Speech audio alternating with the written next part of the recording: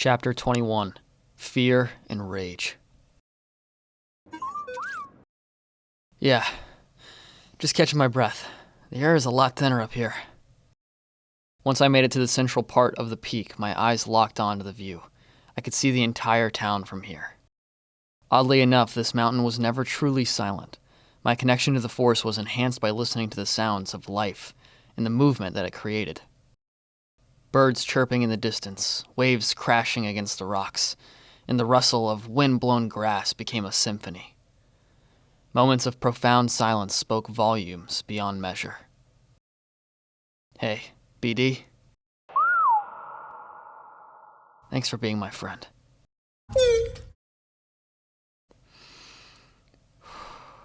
What stands in the way becomes the way. Enjoying the scenery, are we? My head turned slowly towards Zaldor. From the looks of the bomb I planted, it certainly did damage on him.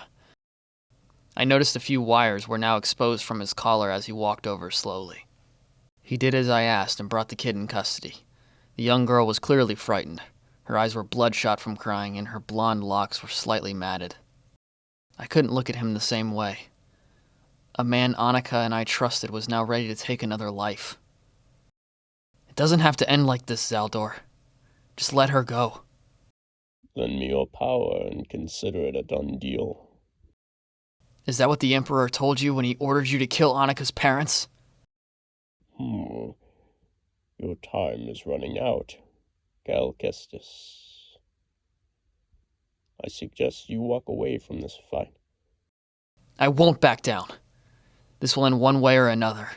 The only question is how difficult you make it. Ironic. You talk about the Empire being ruthless. You are no better. Someday this galaxy will know the Jedi never stopped fighting for them.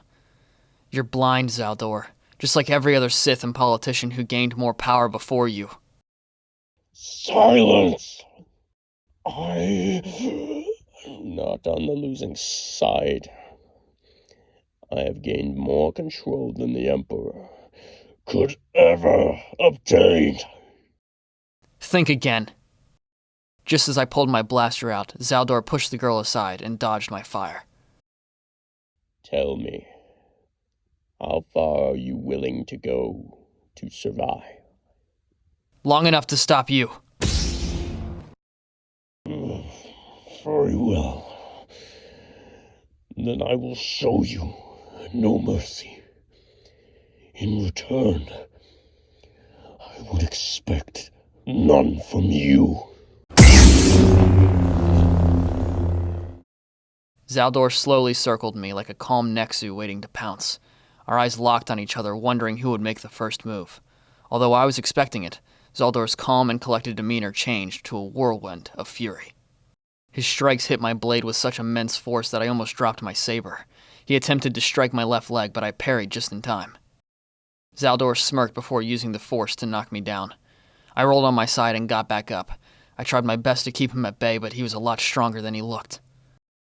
Anika put up more of a fight than you. Such a shame that you lived instead of her. Something inside me snapped as he mentioned her name. My grip on my saber tightened as I swung down more aggressively. I pulled back as Zaldor jumped over me. His orange blade moved with a deadly strike as he swung his saber down. My left shoulder burned as I felt the saber hit my skin. I'll show you. Let's see you try. I continued to attack without hesitation. Our blades pressed against each other's strengths. Waiting for the other to break focus, Zaldor shoved me back with his blade and stomped on my foot. I stumbled back a bit and dropped my saber. Zaldor attempted to stab me, but I grabbed his wrist to prevent the strike. The pain in my left shoulder grew rapidly as I struggled to hold him back. You are weak. How does it feel to fail? We'll just see who breathes last. I raised my knee and roughly hit Zaldor in the gut. He too dropped his saber, but suddenly began to throw multiple punches. My breathing became more heavy as my body began to slow down. BD attempted to protect me by jumping into the action, but Zaldor ripped him off my shoulder. BD! Ah! I was caught off guard as Zaldor punched me across the face. I fell down on the ground, roughly, struggling to get back up on my feet. Is that it? How disappointing. My head turned slowly once I heard Marin teleport near us. So, you survived after all. Marin, get us out of here. I will avenge my sister. Marin used her spear to fight Zaldor, but even she couldn't keep up with his rapid attacks. He pushed her back until she was locked into a corner. He sliced her spear in half, but Marin dodged and threw her dagger at his arm. While he was distracted, Marin ran towards me. However, she was thrown back into a tree, knocking her unconscious. No! Marin! Zaldor stormed over to me as I desperately tried to crawl away. He stomped his foot hard on my shoulder, digging his heel into my wound. Break me all you want, but leave her alone. Don't resist. You can't escape your fate. Cal Kestis.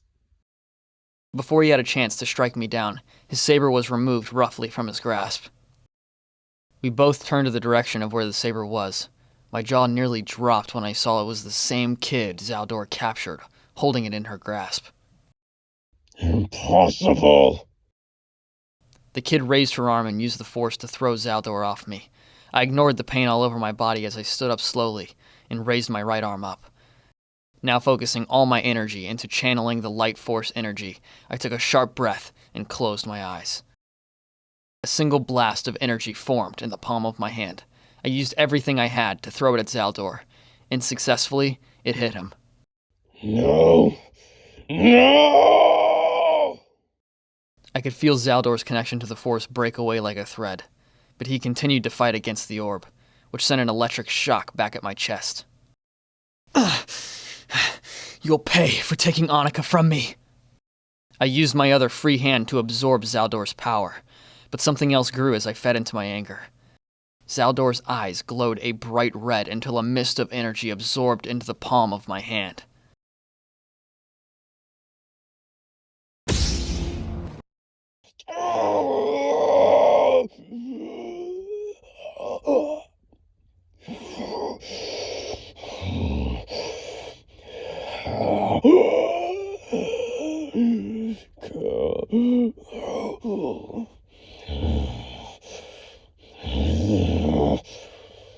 This will never be over. It's time to set you free. I threw my saber towards Zaldor and watched it as it plunged into his chest.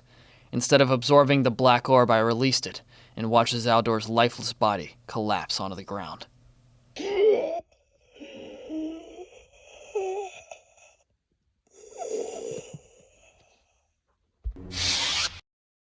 The heavy weight of exhaust took over and soon my balance along with it. The last thing I heard was someone calling out my name.